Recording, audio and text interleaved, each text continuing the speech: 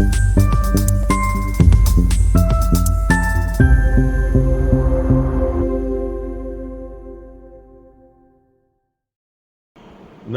दोस्तों, मैं हूं डॉक्टर विवेक चोपड़ा और आज मैं आपको ये बताने जाऊंगा कि कृष्ण जन्माष्टमी पे क्या हमें उपाय करने चाहिए, कैसे भगवान श्री कृष्ण की पूजा करनी चाहिए।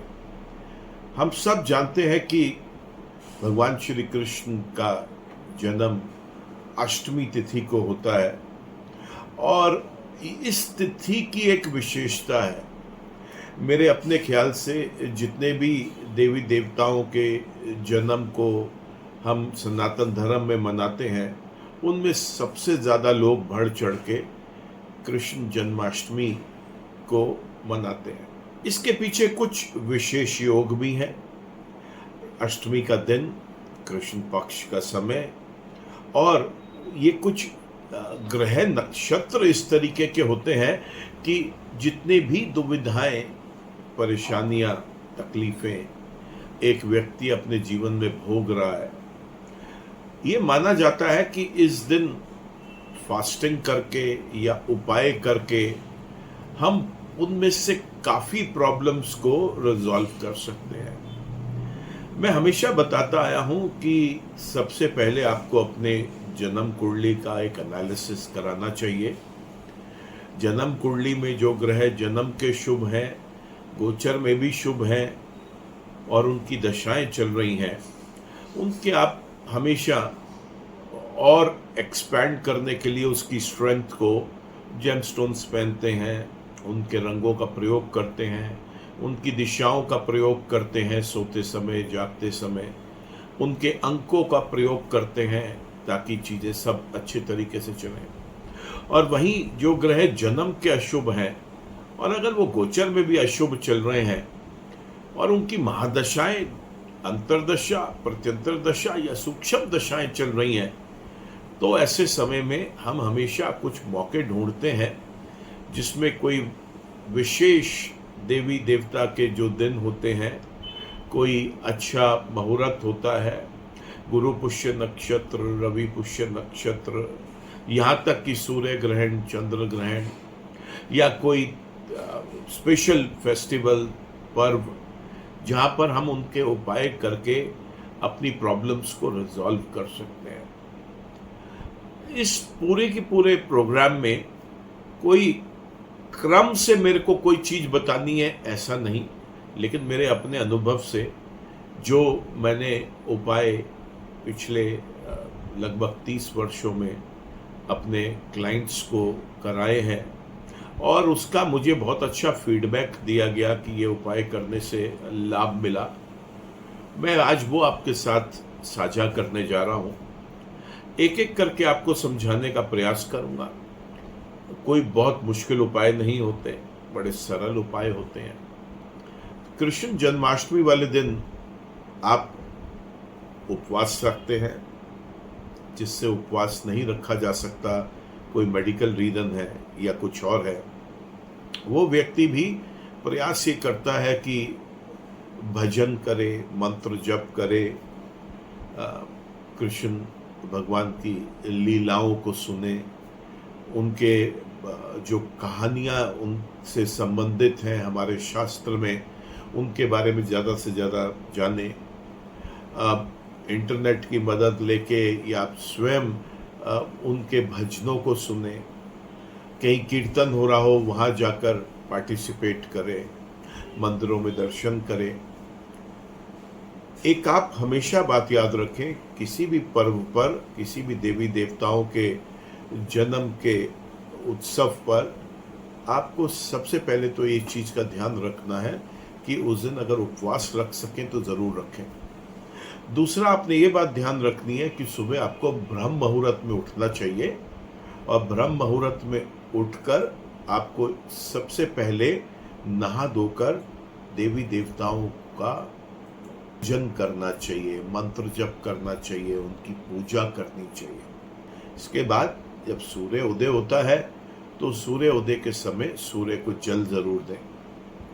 उस दिन सुबह पक्षियों के खाने का भी इंतजाम करें पक्षियों को पीने के लिए पानी भी रखें, गाय को ज़रूर फीड करें। सड़क पे जो चलने वाले दौड़ने वाले पशु हैं, खास तौर से कुत्ता, उसके भोजन का प्रबंध करें। जो पेड़ की जड़ों में या ज़मीन के नीचे कीड़े मकोड़े हैं, उनके भोजन का प्रबंध करें। जो मछली या कोई और जीव जल में पलने वाले हैं, उनके लिए भोजन डालकर आए। गरीबों की मदद करें।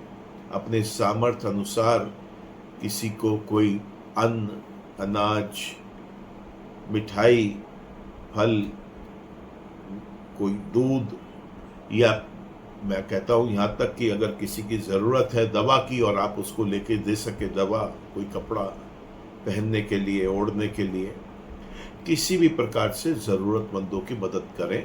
ये बहुत लाभकारी रहता है। इस दिन घर में कुछ शुभ चीज़ें भी खरीद के लेके आनी चाहिए, जिसमें शुद्ध सोने का कोई सामान हो सकता है, शुद्ध चांदी का सामान हो सकता है। इसके अलावा आप यहाँ पर कोई बर्तन लेके आ सकते हैं, कोई ऐसी चीज़ जो यूटिलिटी की हो। इस दिन कुछ मीठा घर में ज़रूर लेके आए, वो भी बहुत अच्छा रहता है। आज मैं आपको क्रम वाइज ये बताने जा रहा हूँ कि वो कौन से ऐसे उपाय हैं जिनको करके हम अपनी कठिनाइयों से मुक्त हो सकते हैं। आपको एक सुझाव दूंगा, क्योंकि वीडियो जैसे जैसे आगे बढ़ेगा, सुनते समय आपको बड़ा आसान लगेगा, लेकिन जब तक दूसरा, तीसरा, चौथा उपाय आएगा तब तक आप पहले वाला भूल चुके होंगे। इसलिए रिक्वेस्ट है कि आप इस वीडियो को यहीं पॉज कर दें और एक नोटबुक और एक पेन अपने साथ रखें, ताकि जो उपाय आपको लगता है कि आपके लिए ज़रूरी है, आपको वो उपाय अच्छा लगता है और आसान लगता है, तो आप उसको नोट करें। चलिए शुरू करते हैं। जन्माष्टमी वाले दिन भगवान श्री कृष्ण की असीम कृपा प्राप्त करने के लिए, अन्य देवी देवताओं की असीम कृपा प्राप्त करने के लिए हमें क्या उपाय करने हैं। अगर आपको ये लगता है कि भाग्य साथ नहीं दे रहा, आपको लगता है काम होते होते रुक जाते हैं, तो इस दिन आपको एक छोटा सा काम करना है, और वो ये कि वस्त्र और मिठाइयाँ, पीली मिठाइयाँ, सफ़ेद मिठाइयाँ, पीला या सफ़ेद वस्त्र, ये अपने बच्चों को जाकर दान करना है, उन्हें उपहार में देना है। आप करके देखिए, आपको बहुत लाभ मिलेगा। दूसरा उपाय मैं देख पा रहा हूँ यहाँ पर, वो अगर हम चाहते हैं कि घर में शुद्धि हो, ग्रह शांत रहें, ग्रहों की कृपा रहे, तो मैं आपको सुझाव दूंगा कि तुलसी में दीपक और जल चढ़ाएं। वहाँ पर तुलसी के आगे एक दीपक जलाएं और तुलसी पर एक जल जरूर चढ़ाएं उस दिन। ऐसा करने से आपको बहुत लाभ मिलेगा, सूर्य और गुरु को भी बल मिलेगा। मैं कुंडली में देख पा रहा हूं कि इन्हें हमने उपाय बताया था कि तुलसी को जल, रौली और दीपक चढ़ाएं। मेरे क्लाइंट ने मेरे को बताया कि जब से उसने ये उपाय करना शुरू किया, उसको बेहद लाभ मिला। उन्होंने मात्र 2 वर्ष कृष्ण जन्माष्टमी वाले दिन ये काम किया, और उस दिन से शुरू करके उन्होंने उसको काफ़ी लंबे समय तक रेगुलर करने की कोशिश करी। बहुत अच्छे रिजल्ट्स मिले, उनके कई रुके हुए जो काम थे वो पूरे हो गए। और सिर्फ एक ही क्लाइंट ने नहीं, उसके बाद ये उपाय मैंने अपने हज़ारों क्लाइंट्स को दिया, और मेरे को लगभग सभी ने ही बहुत अच्छा इसके लिए रिपोर्ट दिया और बताया कि ये उपाय करके मानसिक सुख तो मिला ही मिला, और बहुत अच्छी इस उपाय से उनको एक रिजल्ट्स मिले। दूसरी बात मैं आपको बताता हूँ, जिसके अंदर धन प्राप्ति के लिए हम क्या कर सकते हैं। देखिए, कृष्ण भगवान की नाभि पर आप एक चांदी का सिक्का चढ़ाएं। इससे घर में जो आप स्थापित, अगर आपने कोई बाल गोपाल की मूर्ति रखी हुई है, तो वहाँ पर भी आप मूर्ति पर चांदी का सिक्का चढ़ा सकते हैं। और लगभग कुछ दिनों के बाद जैसे गणेश चतुर्थी आती है, उस दिन आप इसको गणेश चतुर्थी के पूजा के बाद आप इसी सिक्के को अपने तिजोरी में रख लें। बहुत अच्छा धन प्राप्ति का योग बनता है। यहाँ पर आप ये उपाय अगर करते हैं तो यहाँ शुक्र और चंद्रमा को भी बल मिलता है। अगर शुक्र या चंद्रमा कुंडली के अंदर शुभ है तो और शुभता बढ़ जाएगी, और अगर शुक्र और चंद्रमा अशुभ है तो उनकी नेगेटिविटीज कम हो जाएंगी। ये उपाय खास तौर से इसीलिए ही इस दिन किए जाते हैं कि देवी देवताओं की असीम कृपा प्राप्त हो। तो यहाँ कृष्ण भगवान की आपको असीम कृपा प्राप्त होगी। अगर ये ग्रह आपकी कुंडली में अशुभ है तो उसकी अशुभता में कमी आएगी, और शुभ है तो वो और बलशाली हो जाएंगे। इससे ये भी माना गया है कि मानसिक सुख तो मिलता ही मिलता है, वैवाहिक जीवन बहुत अच्छा निकलता है, और धन का आगमन हमेशा अच्छे तरीके से होता है और वो धन स्थिर रहता है। चलिए, इसके बाद मैं आपको बताता हूँ एक और उपाय। ये भी कुबेर योग के लिए है, यानी धन प्राप्ति के लिए है। ये धन जो आपके पास इस उपाय से आएगा वो स्थिर रहेगा। लक्ष्मी चंचल है, लेकिन कुबेर योग के लिए जो उपाय किए जाते हैं वो स्थिर एक एसेट बनाने के लिए या एक स्थिर धन एकत्रित करने के लिए किए जाते हैं। और इसमें क्या करना है, आपने रात को 12 बजे जब कृष्ण भगवान का जन्म होता है उस समय आपने पीली कौडियों को रखकर उसका पूजन करना है। यहाँ पर आप पीली कौडियाँ लें, 9 पीली कौडियाँ ले लें, 5 ले लें, 3 ले लें, मात्र एक ही कौडी ले लें, आपकी इच्छा है। आप या नक्षत्रों के हिसाब से 27 भी ले सकते हैं या 108 भी ले सकते हैं।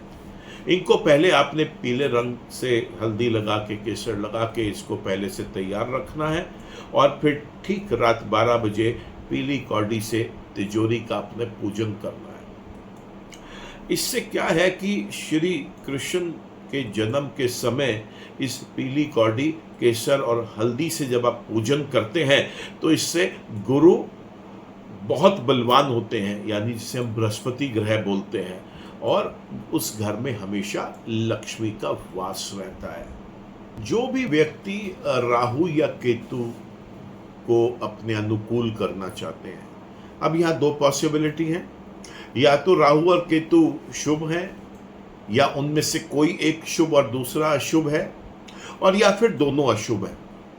मैं तो हर सिचुएशन में राहु और केतु का आपको एक उपाय बता रहा हूँ।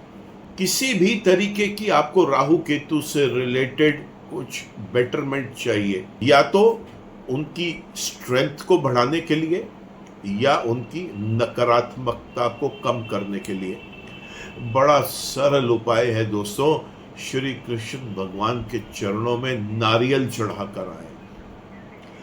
एक साबुत नारियल श्री कृष्ण को अर्पित करना है, और मन ही मन जो भी आपके मन में संशय है, समस्या है, संकट आप कोई फेस कर रहे हैं, बस उनको याद करके, बोल के, उनको कहीं पर किसी एक मौली से या किसी लाल कपड़े में बांधकर उनके चरणों में जाकर आप चढ़ा के आ जाएं। इससे चाहे कोई भ्रम हो, बाधाएं हो, राहु और केतु की कोई प्रॉब्लम हो चार्ट के अंदर, सब तरीके का समाधान आपको मिल जाता है। नवग्रहों को अनुकूल करना चाहते हैं, जाहिर सी बात है कुछ ग्रह ऐसे होंगे कुंडली में जो अशुभ है, कुछ ऐसे हैं जो शुभ हैं। तो शुभ ग्रहों की शुभता को बढ़ाने के लिए और अशुभ ग्रह की अशुभता को घटाने के लिए एक बहुत सरल उपाय बता रहा हूँ।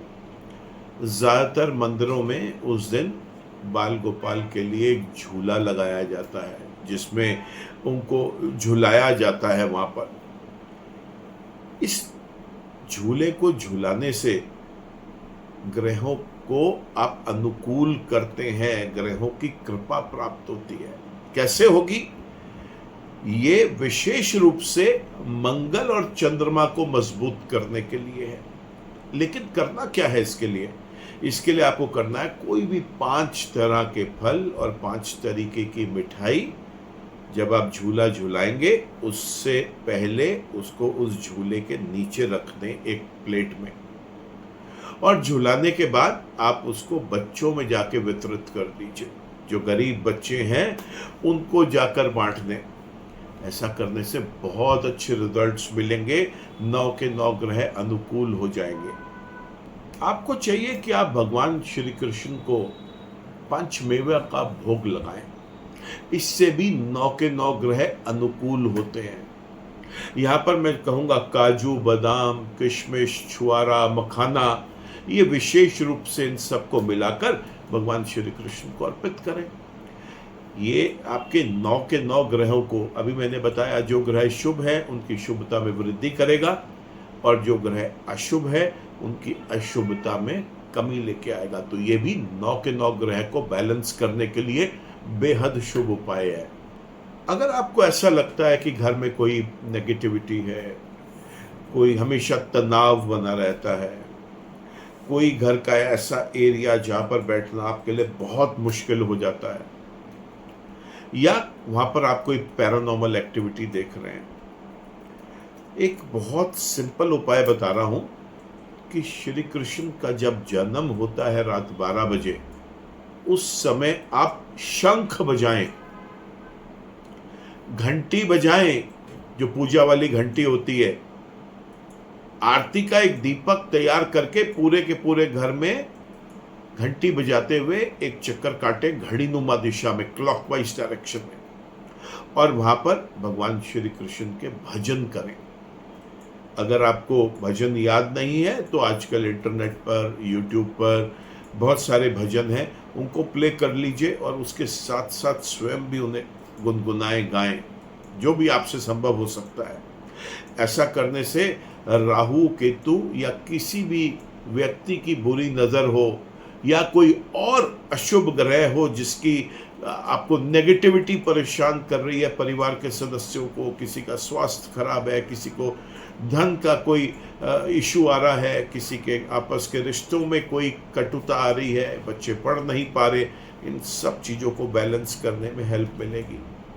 शंख बजाना है, घंटी बजानी है, आरती करते हुए पूरे के पूरे घर में उस दीपक को, उस आरती के दिए को लेकर आपने सब जगह क्लॉकवाइज डायरेक्शन में मूव करना है और भगवान श्री कृष्ण के भजन गाने हैं। कितना सरल उपाय है।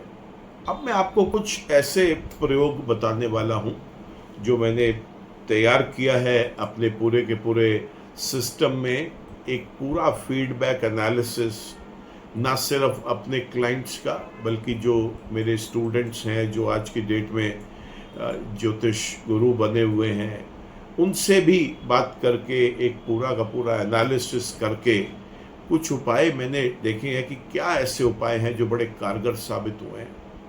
देखिए, उनमें से सबसे अच्छा उपाय निकल के आया कि हमें भगवान श्री कृष्ण को हमेशा पीली वस्तुएं चढ़ानी चाहिए, जैसे चने की दाल हो गई, केले हो गए, पीला वस्त्र हो गया, हल्दी हो गई, केसर हो गया।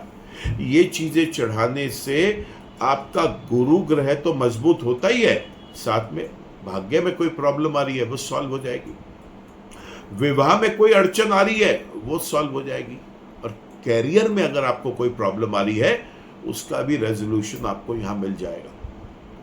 एक और उपाय बताऊंगा आपको, इस दिन अगर संभव हो सके तो कन्या पूजन कर डालें। बहुत अच्छा उपाय है, शुक्र और चंद्रमा का तो दोष निवारण उपाय है ये। यहां हमें क्या करना है कि 5 या 7 कन्याओं को भोजन कराएं और उन्हें उपहार दें। जो आपका क्षमता है, जो आपको अच्छा लगता है, वो चीजें उन्हें उपहार में दें। इससे विवाह में जो अगर देरी हो रही है वो भी ठीक हो जाएगा। रिलेशनशिप इश्यूज या किसी भी प्रकार के रिश्तों में कोई दरार आ रही है वो भी ठीक हो जाएगा।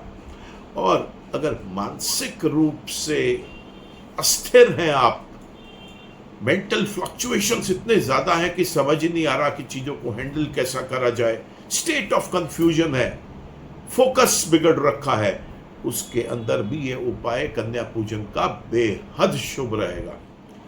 एक उपाय आपको बताना चाहूंगा जो ग्रह शांति के लिए भी है, ग्रह बाधाएं जितनी हैं उनको भी दूर करने के लिए है। कोई धन से संबंधित समस्या आ रही है उसके लिए भी है, और अगर पितृदोष है तो उसके लिए भी है। सरल उपाय है, यहां पर गाय को हरी घास और गुड़ खिलाना है आपने। ये किसी भी प्रकार की बाधा है उसे दूर करेगा। आप वैसे मैं नहीं जानता कितने लोगों को पता है कि भगवान श्री कृष्ण जो है वो गौ पालक थे, और उनकी कृपा प्राप्त करने के लिए जितनी आप गाय की सेवा कर सकते हैं वो करें। गाय की सेवा करेंगे, 9 के 9 ग्रह आपके लिए अनुकूल रहेंगे, और भगवान श्री कृष्ण की तो असीम कृपा आपको प्राप्त होगी। तो ये उपाय भी जरूर आजमाएं। ये मैंने काफ़ी सालों से क्लाइंट्स के साथ इसे बताया है, और मैं देख रहा हूँ मेरे को लगभग 533 लोगों में से जिन लोगों ने इसके ऊपर मेरे को रिजल्ट्स नहीं दिए, अच्छे या बुरे वो तो अलग बात है, लेकिन जो अच्छे रिजल्ट्स हैं वो लगभग 382 लोगों ने इसके अंदर बताया कि उनको ये उपाय करके बहुत लाभ मिला। तो आप देखिए इसका एक बहुत अच्छा रिजल्ट है, और आप इसे ज़रूर करें। इससे भी आपके पितृदोष भी शांत होगा, और ग्रह बाधाएं भी जो हैं वो खत्म होंगी, धन की समस्या खत्म होगी। अब एक उपाय आपको बता रहा हूँ। किसी भी घर में अगर नेगेटिविटी है, आपने उस दिन एक काम करिए, भगवान श्री कृष्ण की मूर्ति, तस्वीर जो भी आपने लगा रखी है, उसके आगे एक आप बहुत प्यारा सा मोरपंख लाके भगवान श्री कृष्ण के चरणों में रख दें। मेरे कहने से करके देखना आप इस उपाय को। ये राहु और केतु या किसी भी अशुभ ग्रह के दोष की शांति है। आपने क्या करना है, मोरपंख अर्पण करें, और उससे अगले दिन उठाकर उसे अपने घर में या तो पूजा घर में ही रखे रहने दें, या आप इसे किसी भी जगह पर जहां पर आपको लगता है नेगेटिविटीज बहुत ज़्यादा है वहां पर आप लगा लें।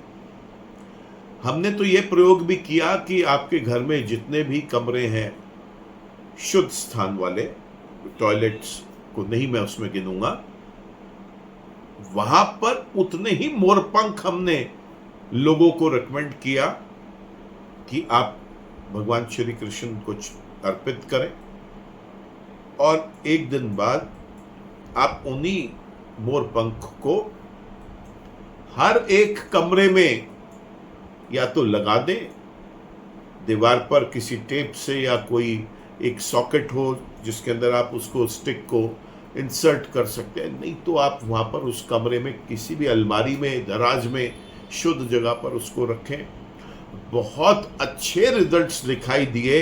लोगों ने बताया कि नेगेटिविटीज बहुत ज़्यादा कम हो गई उनके यहाँ। आपके माइंड में कोई स्टेट ऑफ कंफ्यूजन है, डिप्रेशन है, एंजाइटी है, स्लीप डिसऑर्डर है, नींद की प्रॉब्लम है, कोई बहुत ज़्यादा स्ट्रेस्ड रहते हैं आप, रीज़न ही नहीं मालूम क्यों, कुछ प्लैनेट्स या तो चंद्रमा या कोई अशुभ ग्रह आपके मानसिक स्वास्थ्य को खराब कर रहे हैं, आप केवल और केवल मिश्री की डली, जो धागे वाली मिश्री की डली होती है, वो मिश्री की डली और दूध या भगवान श्री कृष्ण पर चढ़ाएं, और आप देखें आपका मानसिक संतुलन बहुत अच्छा बनेगा।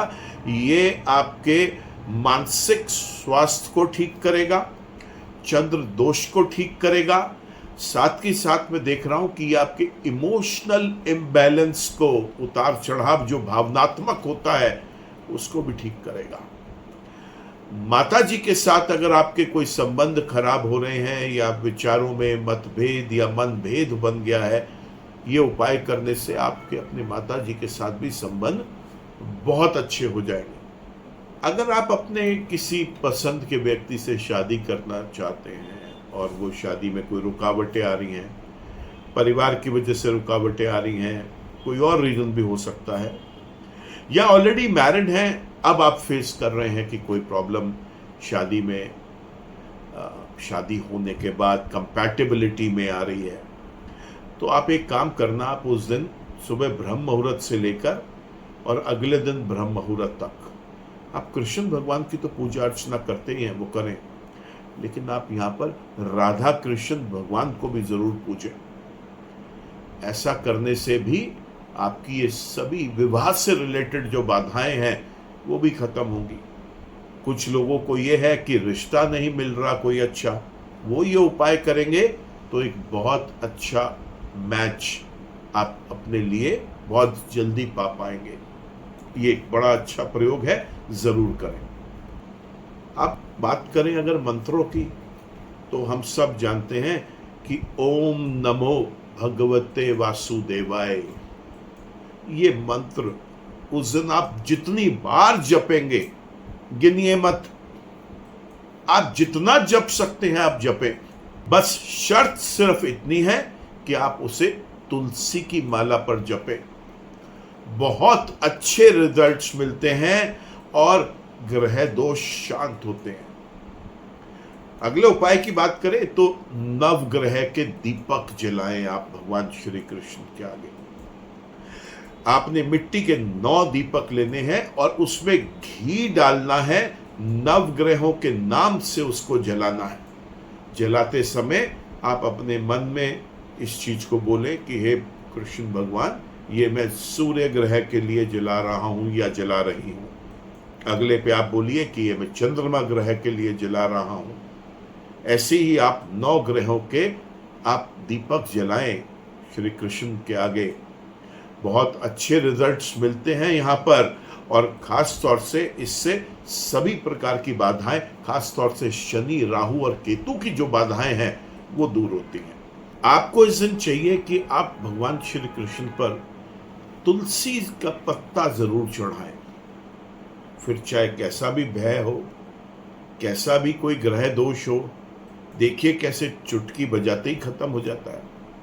तुलसी का पत्ता भगवान श्री कृष्ण पर जरूर चढ़ाएं। रात 12 बजे जिस वक्त हम तमाम लोग भगवान श्री कृष्ण का जन्म के लिए बहुत उत्साहित होते हैं, भजन करते हैं, आरती करते हैं और जोर शोर से गुणगान करते हैं, उस समय एक छोटा सा उपाय आप और कर लें मेरे कहने से। अपने घर के दक्षिणी दीवार पर एक तिल का तेल का दीपक, थोड़े से उसमें काले तिल छिड़क कर अपने पितरों के नाम से भी जरूर जलाएं। घर में किसी की भी कुंडली में अगर पितृदोष है तो उसमें बेहद लाभ मिलेगा। करके देखें इससे भी जरूर।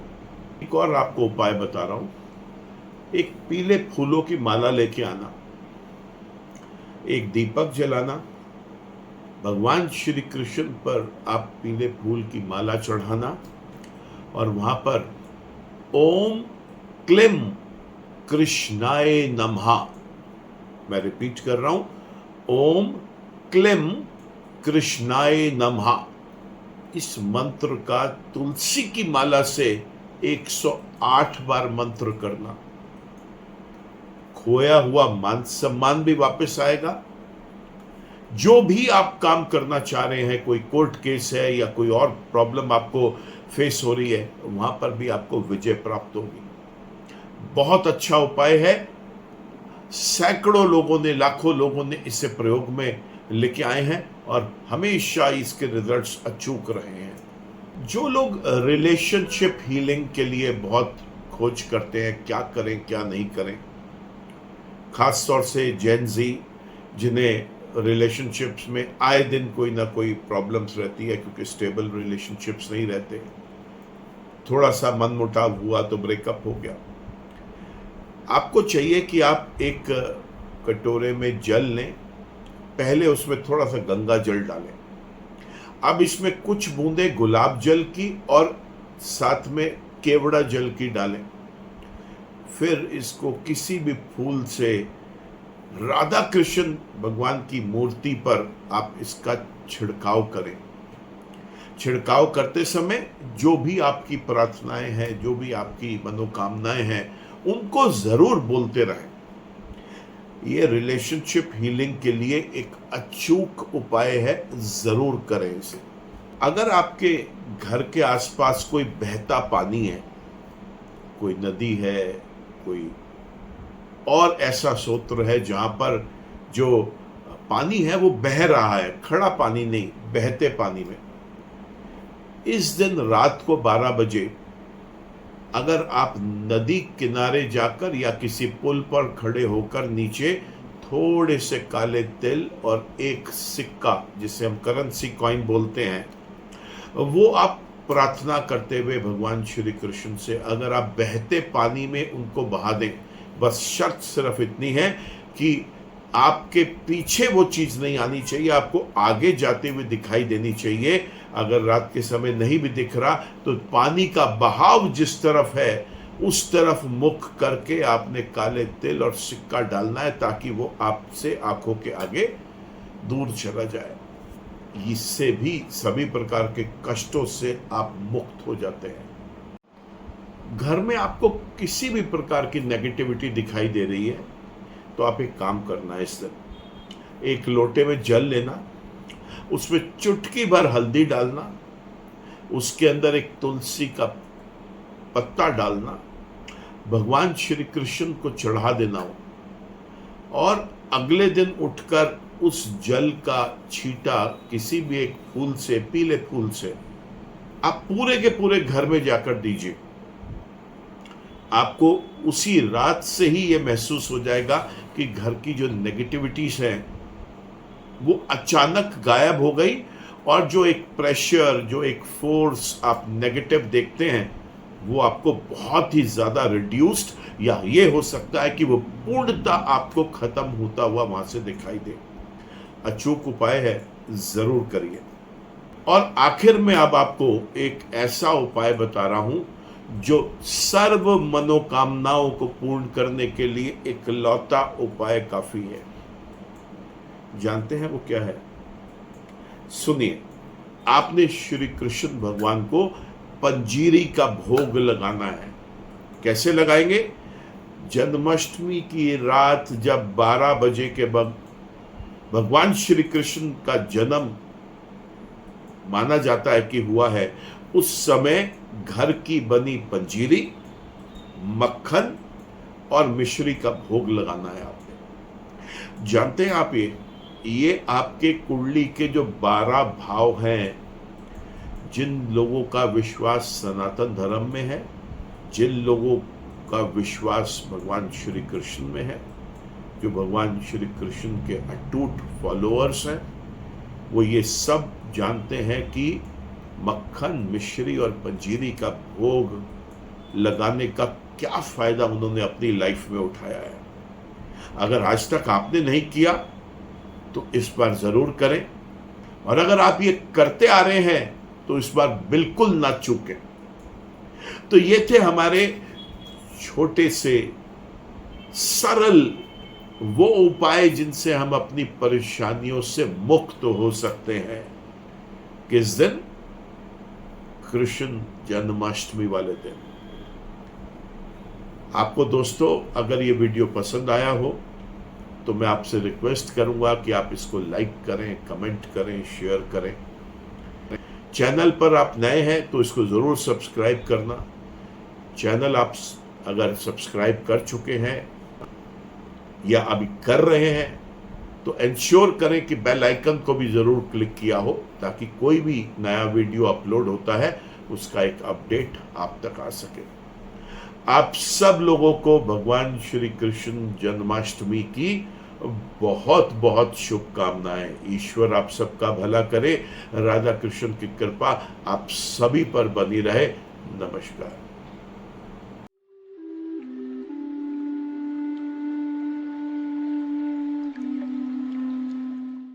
जीवन की सभी प्रकार की व्यक्तिगत, पारिवारिक और व्यावसायिक समस्याओं के समाधान के लिए तुरंत संपर्क करें। डॉक्टर विवेक चोपड़ा, पीएचडी, गोल्ड मेडलिस्ट, विश्व विख्यात ज्योतिषाचार्य एवं वास्तु एक्सपर्ट। कॉल अथवा व्हाट्सएप करें 9311131069 9212431069।